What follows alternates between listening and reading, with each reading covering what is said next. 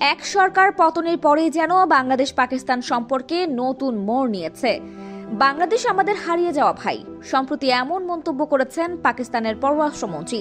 এতদিন গুঞ্জন রটলেও এবার পাকিস্তানের সাথে বাণিজ্যিক সম্পর্ক ঘনিষ্ঠ করার পরে এবার সামরিক সম্পর্কেও জড়াচ্ছে বাংলাদেশ।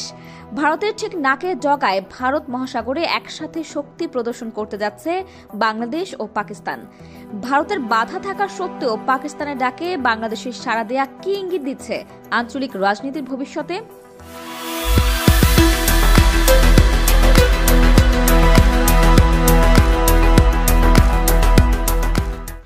পাকিস্তান নৌবাহিনীর উদ্যোগে 2007 সাল থেকে দ্বিবার্ষিক নৌ মহড়া অনুষ্ঠিত হয়ে আসছে ভারত মহাসাগরে। প্রতিবারই পাকিস্তানের সাথে যৌথ এই মহড়ায় অংশ নেয় আমেরিকা, ফ্রান্স, চীন, রাশিয়ার মতো বিশ্বের মোড়ল দেশগুলো। একই সাথে মালয়েশিয়া, অস্ট্রেলিয়া, কেনিয়ার মতো দেশগুলোর নৌবহরও নিয়মিত অংশগ্রহণ করে আসছে এই মহড়ায়। মধ্যপ্রাচ্য থেকে সৌদি আরবও এই মহড়ায় যোগ দিবে বলে বিভিন্ন পাক গণমাধ্যম জানিয়েছে। বিশ্ব বাণিজ্যের অন্যতম প্রধান রুট ভারত মহাসাগরীয় অঞ্চলে জলদস্যুতা নিরসন ও শান্তি বজায় রাখার লক্ষ্য নিয়েই অনুষ্ঠিত হয়ে থাকে এই মহড়া। 2007 ও 2009 সালের মহড়া দুটিতে বাংলাদেশ অংশগ্রহণ করলেও এরপর থেকে আর কখনোই যাওয়ার সুযোগ হয়নি। ভারতের বাধা রাজনৈতিক মারপ্যাচে পাকিস্তানের ডাকা সামরিক মহড়ায় বাংলাদেশের অংশগ্রহণ গত 15 বছর ছিল বাংলাদেশের দুঃস্বপ্ন। তবে 2025 সালের ফেব্রুয়ারিতে অনুষ্ঠিতব্য আমান 25-এ বাংলাদেশের সক্রিয় অংশগ্রহণের ঘোষণা দিয়েছে বাংলাদেশ নৌবাহিনী।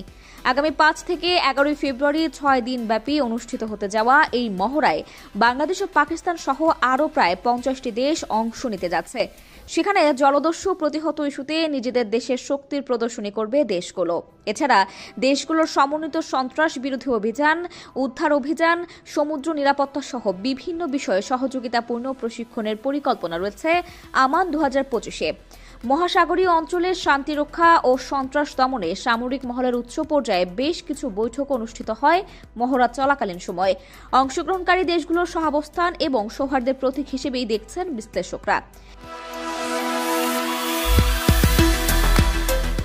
এতদিন নিজেদের কলোনি মনে করা বাংলাদেশ যখন শত্রুদেশ পাকিস্তানের ডাকে সামরিক মহড়ার প্রস্তুতি নেয়, তখন ভারতের কপালে চিন্তার ভাঁজ পড়া খুবই স্বাভাবিক।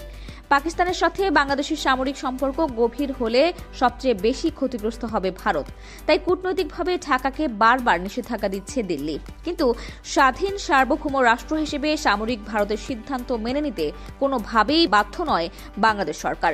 এ ব্যাপারে ভারতকে অনেক আগে থেকেই হুঁশিয়ার করে আসছে বাংলাদেশের অন্তর্বর্তীকালীন সরকার।